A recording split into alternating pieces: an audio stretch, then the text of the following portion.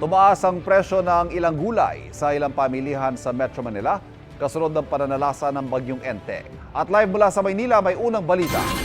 Si Bam Alegre. Bam! Van, good morning. Dahil sa nagdaang sama ng panahon, kapansin-pansin ang pagtaas ng presyo ng gulay sa mga palengke tulad dito sa Blumentritt Market sa Maynila, lalo na yung mga galing sa norte. Problemado si Cherry Soto dahil plano pa naman sana niya magpakbet ngayong araw. Kaso dito sa Blumentritt Market sa Maynila, ang mga sahog medyo pa-hard to get sa kanyang budget. Halimbawa ang talong, 40 pesos dati ang presyo kada kilo, 90 pesos na ngayon. Ang ampalaya, 40 pesos lang din dati, 120 pesos na.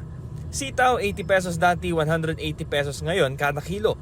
Okra, 40 pesos lang noon, 160 pesos kada kilo ngayon. Nahirapan ako sa mga gulay kasi ang mahal. Hindi katulad nung dati na mura lang. Pinagkakasya ko na lang yung 600. Wala namang magawa ang mga tindera tulad ni Marie Cris Pabular. Mataas daw ang kuha nila ngayon sa kanilang supplier, lalo na't mula sa mga probinsya sa norte na naapektuhan ng Bagyong Enteng. Ang nangyari po tapos na yung bagyo po.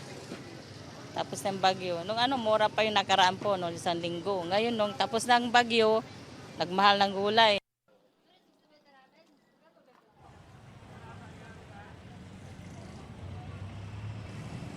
Ivan, sinisikap ng GMA Integrated News na makuha ang pahayag ng Department of Agriculture kaugnay ng pagtaas ng presyo ng gulay. Para naman sa updated na listahan ng mga presyo ng gulay, meron ding updated na monitoring ang Department of Agriculture sa kanilang official website. Ito ang unang balita mula rito sa Maynila. Bam Alegre para sa GMA Integrated News.